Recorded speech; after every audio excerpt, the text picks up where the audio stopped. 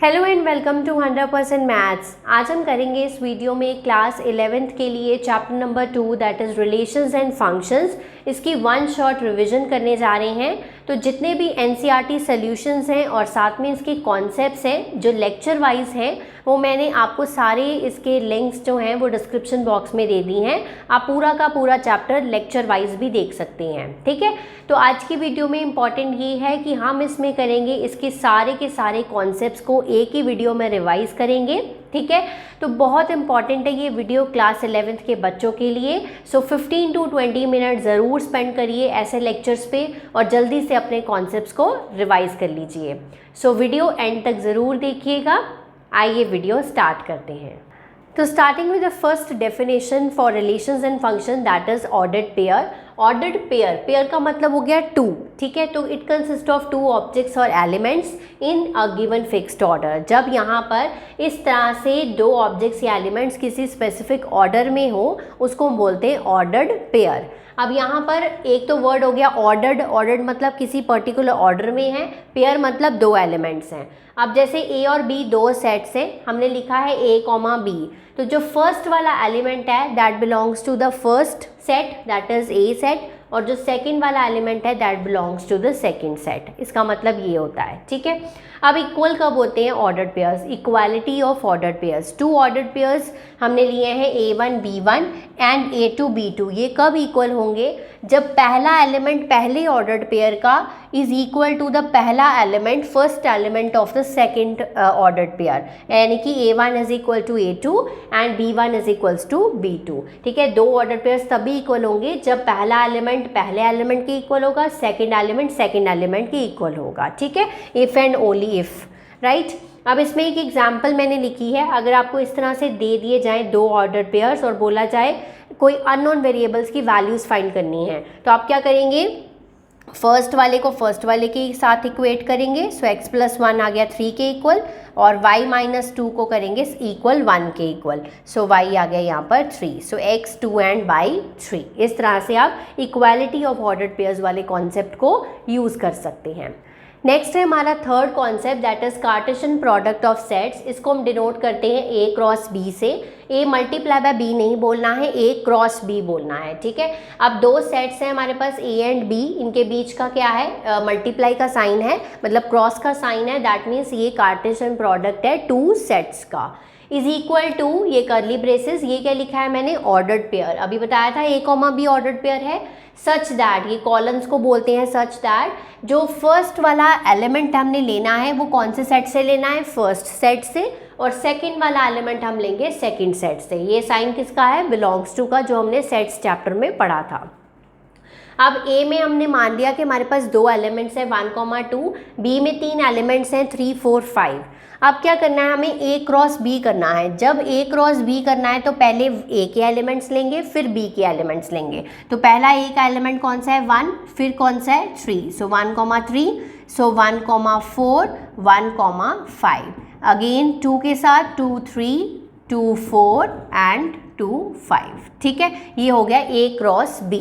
अब जब हमने B क्रॉस A लिखना है तो पहले B के एलिमेंट्स आएंगे फिर A के एलिमेंट्स आएंगे। सो B के पहले एलिमेंट्स 3, 1, देन 3, 2, फिर 4 के साथ 4, 1, 4, 2, देन 5, 1, 5, 2। क्लियर है? ठीक है। तो इस तरह से ये डिपेंड करता है कि कौन सा सेट पहले है और कौन सा सेट बाद में है, और कार्टेशियन प्रोडक्ट किन दो सेट्स के बीच में है, ठीक है। अब ये क्या लिखा है मैंने? NA का मतलब है number of elements in set A। कितने एलिमेंट्स हैं? 2। Number of elements in set B कितने हैं? 3। Number of elements in A cross B कितने? 1, 2, 3, 4, 5, 6, ठीक है। तो बेसिकली क्या होते हैं ये? NA क्रॉस B क्या होता है? NA मल्टीप्लाई बाय NB, यानी कि दोनों सेट्स के नंबर ऑफ एलिमेंट्स को अगर हम मल्टीप्लाई करेंगे so we will get number of elements in the Cartesian product of two sets, ठीक है। अब जैसे अगर हमें N ऑफ P दिया है, P ये कोई सेट है, उसमें दिया है number of elements in P set is 3, number of elements in Q set is 4, तो number of elements in P cross Q वो कितने हो जाएंगे 12, दैट इज 3 मल्टीप्लाई बाय 4। तो we can calculate number of elements in each Cartesian product of sets. तो अभी हमने पढ़ा था थोड़ी देर पहले कार्टेशियन प्रोडक्ट ऑफ 2 सेट्स, ठीक है। तो अब हम पढ़ने जा रहे हैं कार्टेशियन प्रोडक्ट ऑफ 3 सेट्स। अगर 3 सेट्स हैं, let A B C be the 3 sets, तो A cross B cross C क्या होता है A B C, such that जो पहला वाला एलिमेंट है वो सेट A से होगा, दूसरा वाला एलिमेंट सेट B से और तीसरा वाला एलिमेंट सेट C से। तो कैसे कैलकुलेट करते हैं हम A cross B cross C, ध्यान से देखिएगा। सबसे पहले हम कैलकुलेट करेंगे A इंटू B, यानी कि A क्रॉस B, ठीक है।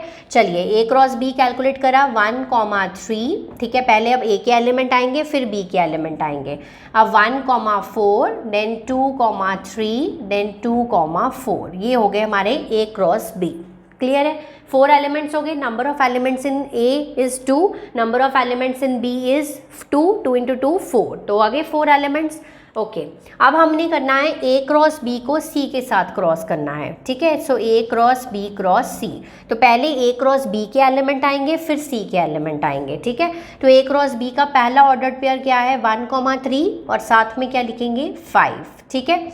देन 1,4 साथ में क्या आएगा 5, 2,3,5, ठीक है। सबके A क्रॉस B वाले एलिमेंट के साथ सबके साथ हम लगा देंगे 5 यहाँ पर, 2,4,5। अब यहाँ पर नंबर ऑफ एलिमेंट्स तब भी 4 ही हैं क्योंकि यहाँ पर नंबर ऑफ एलिमेंट्स कितने थे 1। अब कैलकुलेट अगर करके देखोगे, number of elements in A is 2, B में भी 2 हैं और C में कितने एलिमेंट्स हैं 1 है। अगर हम इनको A cross B cross C करते भी हैं, सो 2 इंटू 2 4 इंटू 1, ठीक है, तो वो तब भी क्या होएगा 4 ही होएगा, ठीक है। अगर नंबर ऑफ एलिमेंट्स इसमें ज़्यादा होते तो उस अकॉर्डिंगली ये हमारा A cross B cross C यहाँ पर चेंज होता। क्लियर है यहाँ पर। नेक्स्ट टॉपिक है हमारा रिलेशंस। तो रिलेशंस हमने बहुत बार पढ़े हैं कि हमारे रियल लाइफ में कैसे एग्जिस्ट करते हैं, जैसे हस्बैंड वाइफ का रिलेशन है, टीचर स्टूडेंट का रिलेशन है, ब्रदर सिस्टर का रिलेशन है, सिस्टर सिस्टर का रिलेशन है, ठीक है। इस तरह से ये जो रिलेशंस हैं ये हमारी रियल लाइफ में एग्जिस्ट करते हैं। ऐसे ही मैथ्स में भी बहुत सारे रिलेशंस हैं। हमने जैसे पढ़ा था कि 2 लाइंस आपस में परपेंडिकुलर हैं या 2 लाइंस आपस में पैरेलल हैं, तो ये 2 लाइंस के बीच का क्या है रिलेशन है। अगर हमने 2 नंबर्स लिखे हैं, जैसे एक लिखा है 1 और एक लिखा है 8, which number is greater, 8 greater है तो 8 इज़ ग्रेटर देन 1 लिखते हैं हम, है ना, या 2 इज़ लेस देन 3 लिखते हैं। तो ये सारी जो चीज़ें हैं ये मैथ्स के अंदर ये क्या बोलते हैं, इनको हम रिलेशंस बोलते हैं, ठीक है। अब बात आती है हमारे चैप्टर में कैसे रिलेशंस हैं। इस तरह से देखो, लेट A है 1 2 3, B है 1 8 27, ठीक है। हमने सबसे पहले A क्रॉस B निकालना है, तो मैंने A क्रॉस B निकाला यहाँ पर 1,1, ठीक है। देन 1,8 देन 1,27, अगेन 2 के साथ 2,1 2,8 देन 2,27, then 3,1 then 3,8 then 3,27, ठीक है। ये मेरा A क्रॉस B यहाँ पे निकल आया। अब यहाँ पर मुझे रिलेशनशिप मैंने यहाँ पर डिफाइन कर रहा है कि पहला वाला जो है मतलब इज़ अ क्यूब ऑफ होना चाहिए। तो रिलेशनशिप यहाँ पर डिफाइंड है इज़ अ क्यूब ऑफ। तो यहाँ पर जो दूसरा वाला नंबर है वो फर्स्ट वाले नंबर का क्यूब होना चाहिए। तो यहाँ पर 1 का क्यूब क्या होता है 1 होता है, तो मतलब ये रिलेशन में ये वाला ऑर्डर्ड पेयर मैं यहाँ पर लिख सकती हूँ। देन 2 का क्यूब क्या होता है 8, तो यहाँ पर ये वाला जो ऑर्डर्ड पेयर है आएगा 2,8, क्योंकि जो 8 है वो 2 का क्या है क्यूब है। सिमिलरली 3 का क्यूब 27 होता है, सो 3,27 आएगा।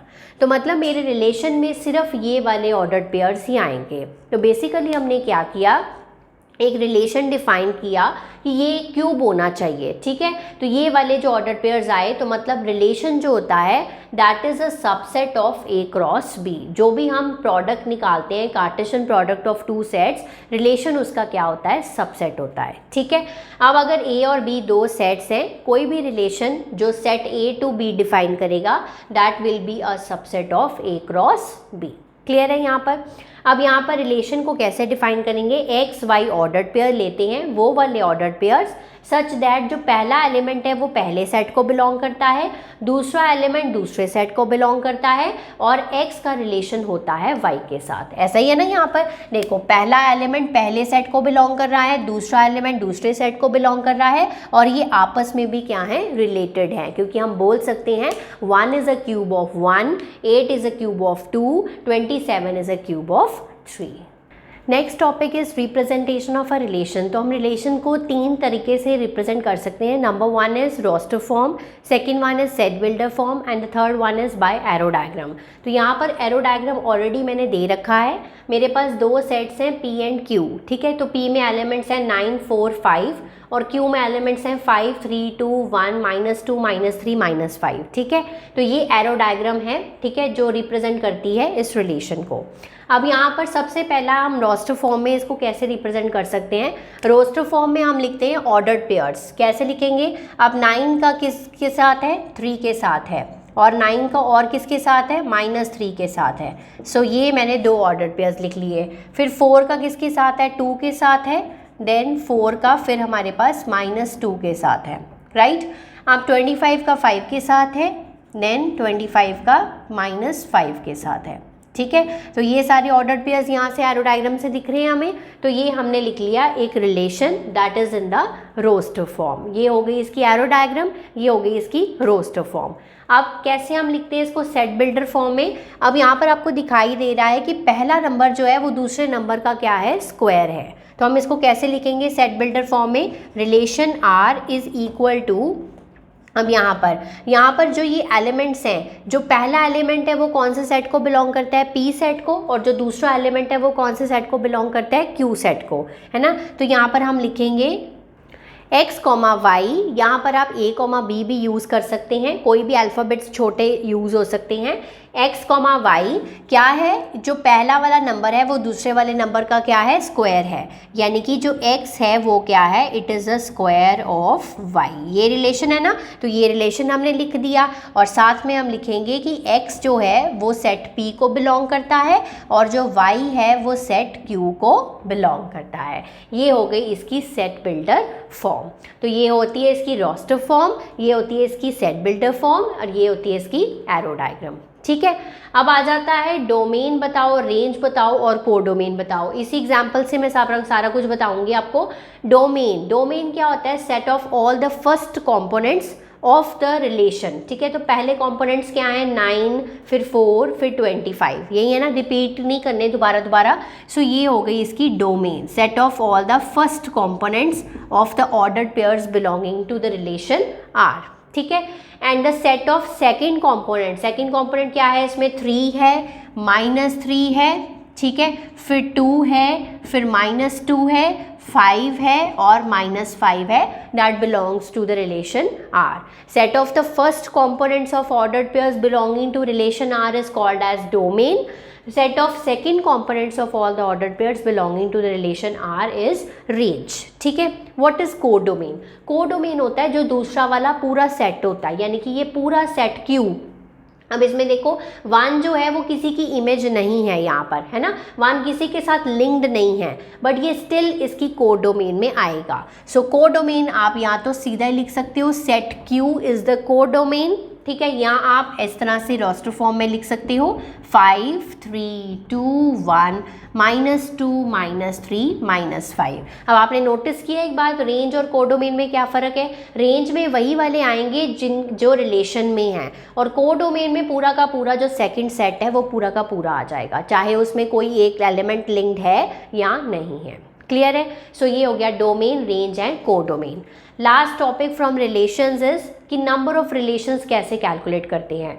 अगर मान लेते हैं कि number of elements in set A is P, number of elements in set B is Q, number of elements in A cross B कितने हो जाएंगे, PQ। तो 2 की पावर PQ यानी कि 2 की पावर जो कार्टेशियन प्रोडक्ट का नंबर ऑफ एलिमेंट्स होते हैं वो हमारे नंबर ऑफ रिलेशंस बन जाते हैं। ठीक है, लेट अस से एक है हमारे पास ए में 2 एलिमेंट्स हैं, number of elements in a set A is 2, number of elements in set B is 2। अगर हम कैलकुलेट करें कि ए क्रॉस बी में कितने एलिमेंट्स आएंगे, तो आएंगे 4। तो नंबर ऑफ रिलेशंस कितने हो जाएंगे, नंबर ऑफ रिलेशंस हो जाएंगे आपके 2 की पावर 4 यानी कि 16 रिलेशंस। ठीक है, तो ऐसे आप नंबर ऑफ रिलेशंस कैलकुलेट करते हो 2 सेट्स के बीच में। So next topic is functions. तो रिलेशंस अब हमने पढ़ ली हैं, तो व्हाट इज़ अ फंक्शन। तो फंक्शन होता है एक स्पेशल टाइप ऑफ रिलेशन, इसमें एलिमेंट्स के बीच में क्या होती है, मैपिंग होती है।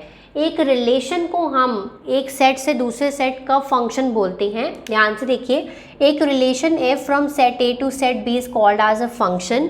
कब उसे इस रिलेशन को फंक्शन बोला जाता है, जब every element of set A has only 1 and 1 image in set B. मतलब ए सेट के जितने भी एलिमेंट्स हैं उन सभी की एक इमेज हो सेट बी में, उस रिलेशन को हम क्या बोलते हैं, फंक्शन बोलते हैं। ठीक है, इसको अंडरस्टैंड करते हैं with an help of an example.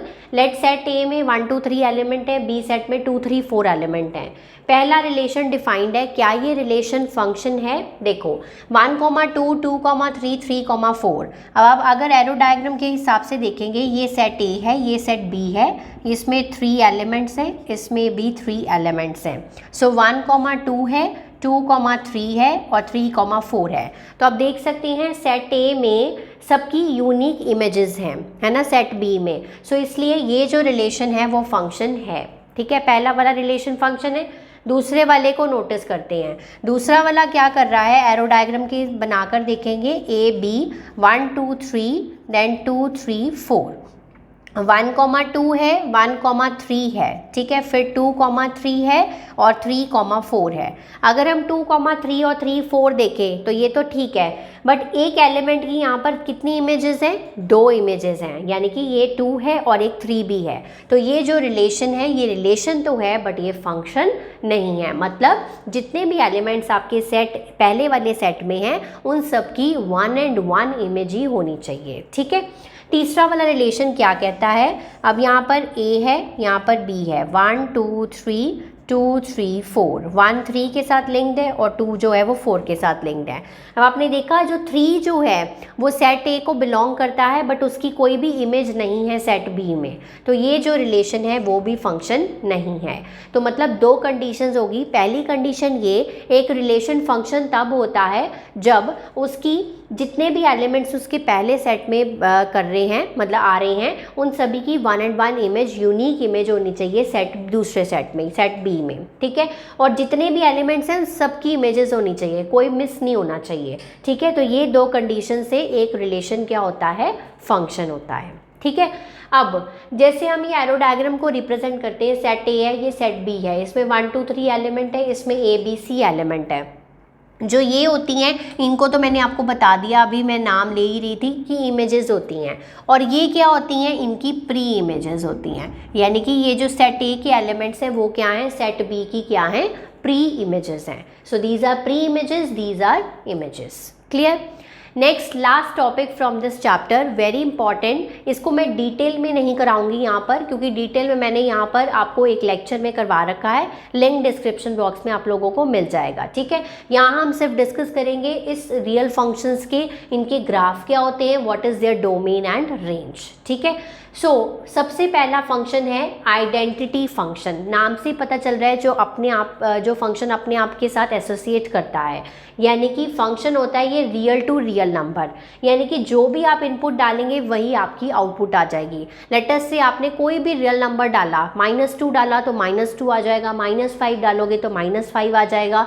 तो यानी कि जब हम इसको ग्राफ पे प्लॉट करेंगे तो it will be a straight line. ठीक है, so this is identity function. इस केस में डोमेन भी रियल नंबर्स है और इसकी रेंज भी रियल नंबर्स है, क्योंकि जो भी आप इनपुट दोगे सेम टू सेम आउटपुट आएगी। ठीक है, और इसका जो ग्राफ होता है वो किस तरह का होता है, it is a straight line. So next type of functions है हमारे पास कांस्टेंट फंक्शन। तो यहाँ पर फंक्शन डिफाइंड है रियल टू रियल।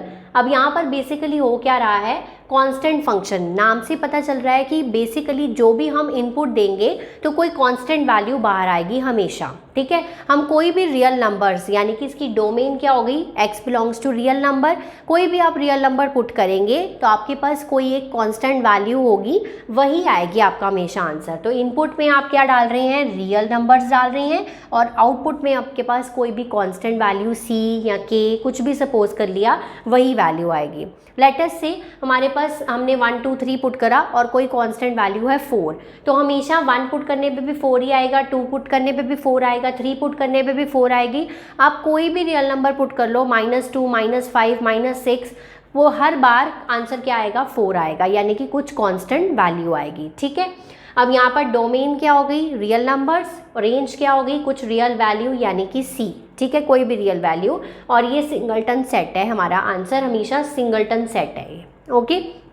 और इसका ग्राफ कैसा होता है, इसका ग्राफ होता है पैरेलल टू x एक्सिस, क्योंकि एक जैसा ही आंसर आएगा। आप 1 पुट करोगे तब भी ये आंसर है, 2 पुट करोगे तब भी ये आंसर है, तो मतलब एक सिंगल आंसर ही आएगा हमेशा। सो इसीलिए ये एक स्ट्रेट लाइन बनती है, that is parallel to x axis, ठीक है। ये ग्राफ हो गया इसका। थर्ड टाइप ऑफ फंक्शन आता है हमारा मॉडुलस फंक्शन, जो बहुत ज़्यादा यूज़ होता है, अच्छे से समझिएगा। फंक्शन है real to real defined. Function क्या होता है, मॉड x। मॉड बेसिकली ये मशीन करती क्या है, तो जब तो x की वैल्यू ग्रेटर देन 0 है, ग्रेटर देन 0 मतलब पॉजिटिव वैल्यू है, तो जब हमने कोई पॉजिटिव वैल्यू जैसे +1 +2 +3 कुछ डाला तो आउटपुट वही आ जाएगा आपका, ठीक है। अगर +1 डालोगे तो +1 आ जाएगा, +2 डालोगे तो +2 आ जाएगा। मॉड फंक्शन के अंदर प्लस वैल्यूज़ को कोई फ़र्क नहीं पड़ता, बट जब आ जाती है x की वैल्यू लेस देन 0 यानी कि नेगेटिव नंबर्स, अगर हमने इस मशीन में नेगेटिव नंबर डाल दिए, -1 डाल दिया, तो ये क्या करेगा, ये मशीन अपने आप से एक माइनस और ऐड कर देती है और उस नेगेटिव नंबर को क्या बना देती है, पॉजिटिव नंबर बना देती है, यानी कि -1 का आंसर भी क्या आएगा, +1 ही आएगा, समझे। पॉजिटिव नंबर्स को वो सेम ऐसे ही निकालती है और नेगेटिव नंबर्स को खुद से एक नेगेटिव लगा के उसको पॉजिटिव बनाकर बाहर निकालती है। इसका कहने का मतलब यही है कि अगर x ग्रेटर देन 0 है तो उस x को कोई मतलब नहीं करेगा कुछ भी, अगर x लेस देन 0 है तो उसके आगे माइनस लगा के उसको पॉजिटिव बनाकर ये मशीन उसको बाहर निकालती है। क्लियर है।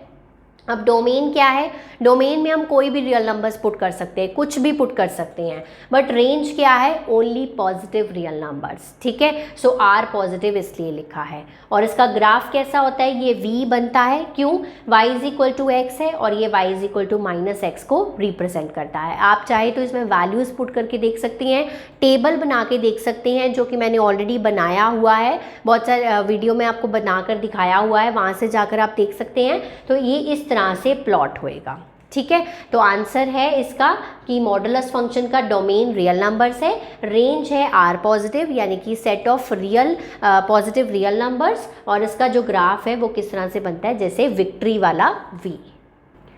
नेक्स्ट है हमारा पॉलिनोमियल फंक्शन। तो यहाँ पर पॉलिनोमियल कैसे डिफाइंड होता है, ax की पावर n, bx की पावर n-1, cx की पावर n-2, ठीक है। ये इस तरह से ये पॉलिनोमियल डिफाइंड है। अब अगर यहाँ पर n की वैल्यू 1 हो, n की वैल्यू 2 हो, 3 हो, तो डिफरेंट टाइप्स ऑफ पॉलिनोमियल्स बनते हैं जो कि हमने क्लास 10th में पढ़ रखे हैं। सो अगर n की वैल्यू 1 है तो ये बनता है लीनियर पॉलिनोमियल, और हमें अच्छे से पता है कि लीनियर इक्वेशंस में क्या होता है, हमेशा स्ट्रेट लाइन बनती है। तो ग्राफ क्या बनेगा, स्ट्रेट लाइन। डोमेन में रियल नंबर्स हैं, रेंज में भी रियल नंबर्स ही हैं, कोई भी रियल नंबर पुट करेंगे तो उसकी करस्पॉन्डिंग आपको रेंज में भी कोई भी रियल नंबर मिल जाएगा, ठीक है। सो ये लीनियर पॉलिनोमियल हो गया। दूसरा, हमने अगर n की वैल्यू 2 बन जाती है तो ये क्वाड्रेटिक पॉलिनोमियल बन जाएगा, जो हमने क्लास 10th में पढ़ रखा है। इसकी डोमेन में रियल नंबर्स और रेंज में भी रियल नंबर्स, और ये इस तरह से इसका ग्राफ बनता है u, ठीक है। जो मॉडुलस फंक्शन का है वो v बनता है, और जो ये क्वाड्रेटिक पॉलिनोमियल का है ये बनता है u, ठीक है। और लास्ट, अगर n = 3 वैल्यू है तो ये क्यूबिक पॉलिनोमियल बन जाएगा, ax का cube plus bx² cx plus d।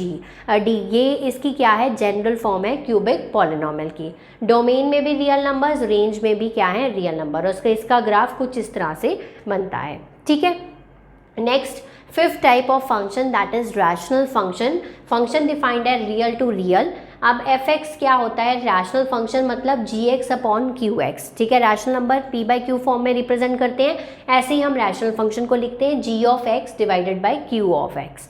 अब यहाँ पर हमें अच्छे से ध्यान से रखना है कि हम डोमेन में कोई भी रियल नंबर पुट कर सकते हैं, एक्सेप्ट क्या यहाँ पर ज़ीरो नहीं बनना चाहिए, ठीक है। तो कोई भी आपका रैशनल फंक्शन है यहाँ पर, ठीक है, तो यहाँ पर आपका डिनोमिनेटर में ज़ीरो नहीं बनना चाहिए। तो आप डोमेन में वो वाले रियल नंबर्स पुट करेंगे, ठीक है, बट यहाँ पर ज़ीरो नहीं बनना चाहिए, ठीक है।